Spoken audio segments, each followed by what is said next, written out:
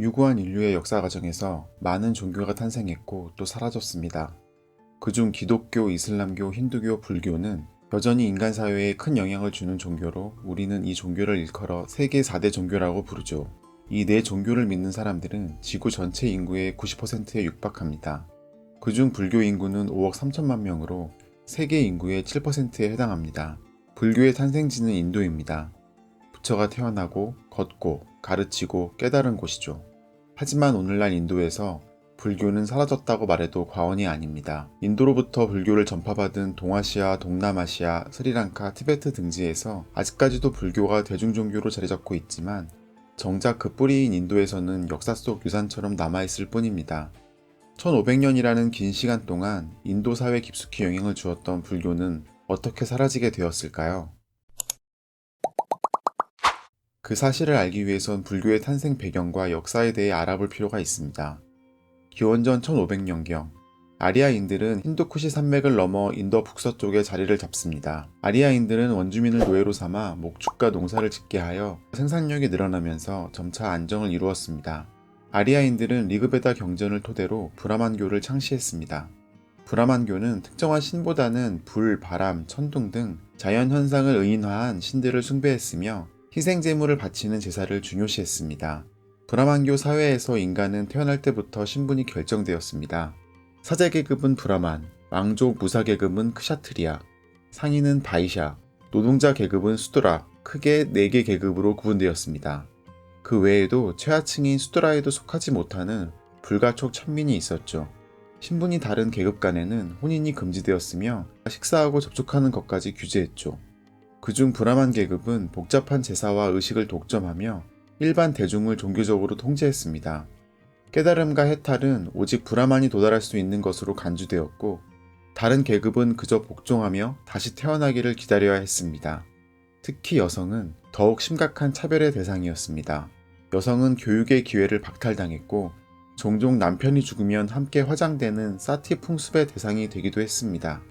이러한 사회 구조 속에서 대중들의 불만은 점점 커지게 됩니다. 브라만의 강력한 권위주의와 제사 중심주의, 즉 인간의 물질 욕망이 우선시되는 사상에 염증을 느낀 일부 자유주의 사상가들이 나타납니다. 이들은 물질적 가치보다는 탈세속적인 가치를 탐구했습니다. 이러한 분위기 속에서 기원전 800년경 인간 내면의 정신과 영혼을 중요시하는 우파니샤드 철학이 등장합니다.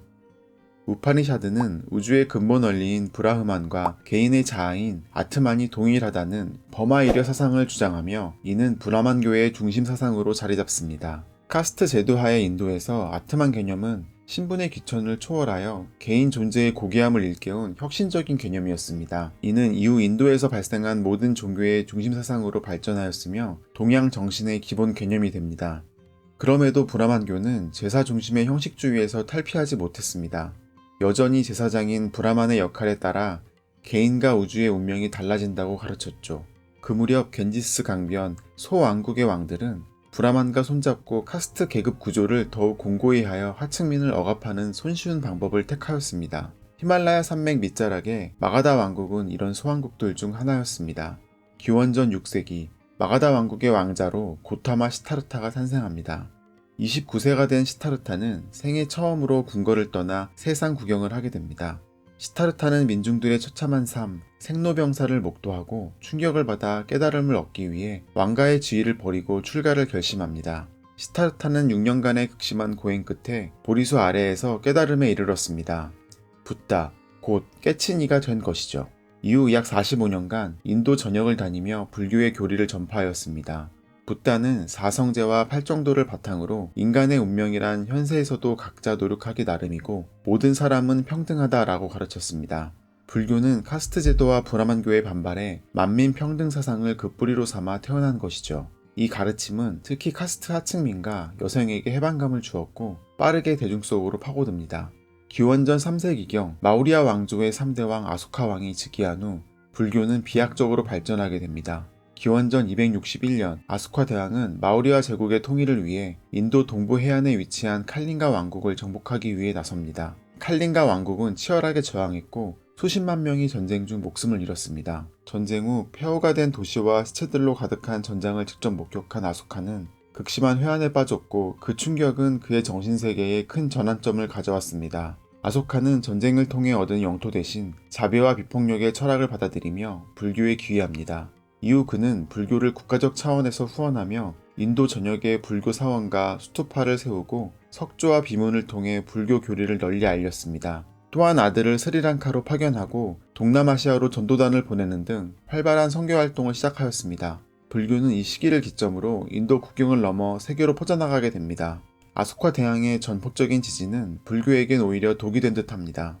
정부의 지원으로 부유해진 사찰과 사원의 승려들은 점점 권위적인 엘리트주의로 변화했고 붓다가 대중과 호흡하며 불교 교리를 전파한 것과는 달리 대중과 유리된 채 사찰에 머물며 불교 경전을 정리 해석하는 것에 몰두하였습니다. 또한 인도인의 뿌리박힌 사상인 카스트 제도에 반대하고 남녀 평등을 주장하는 불교의 교리는 기득권층에게는 저항감을 불러일으켰습니다. 4세기 북인도를 통일한 굽타 왕조는 브라만교가 개혁을 통해 변신한 힌두교를 국교로 지정하였습니다. 이는 불교의 쇠퇴를 가속화시켰습니다. 힌두교는 토속신앙을 흡수하고 불교의 교리를 받아들였습니다. 뿐만 아니라 부처를 비슈누의 9번째 화신으로 흡수하여 불교의 종교적 위험을 약화시켰습니다. 또한 소나 말 같은 동물을 잡아서 드리던 제사 대신 꽃과 과일로 간소화하는 등 대중 친화적으로 변신하였습니다. 불교가 대중과 멀어지면서 새로운 종교를 필요로 했던 서민들은 빠르게 힌두교에 흡수되었습니다. 이처럼 불교는 힌두교의 포섭과 경쟁 속에서 점점 대중적 기반을 잃기 시작했습니다. 불교의 결정적인 몰락은 12세기부터 13세기에 걸친 이슬람계 왕조의 침입과 함께 찾아옵니다. 특히 델리 술탄국의 성립 이후 북인도 지역은 무슬림 지배하에 놓이게 되며 불교의 주요 중심지들이 집중적으로 파괴됩니다. 불교 사찰과 대학은 막대한 자료를 보유하고 있었기 때문에 약탈 가치가 높은 데다 왕조의 후원을 잃고 방어가 약해 쉽게 공격의 대상이 되었습니다. 세계적 불교 교육기관이었던 날란다 대학과 빅 라마실라 대학이 파괴되며 불교 지식의 중심이 사라졌고 수많은 승려들이 학살을 피해 히말라야 산맥과 동남아 지역으로 도피했습니다.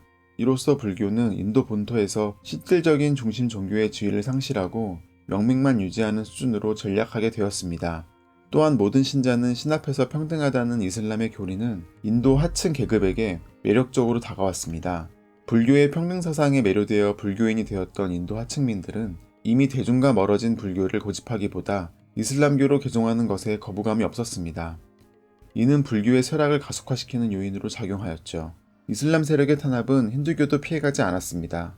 하지만 불교가 몇몇 거대 중심지에 집중되어 있던 것과 달리 힌두교는 지역 사원과 마을 사제, 신전 관리 조직 등 수백만 개의 작은 공동체로 분산되어 있어 충격이 덜했습니다. 민중의 삶 속에 깊숙이 배어있던 힌두교는 이슬람 세력의 탄압을 이겨낼 수 있었던 것입니다. 불교의 탄생과 그 쇠락 과정을 지켜보면서 아무리 뛰어난 정치, 철학, 사회지도도 결국 민중과 함께하지 못한다면 버려지고 만다는 교훈을 얻을 수 있었습니다.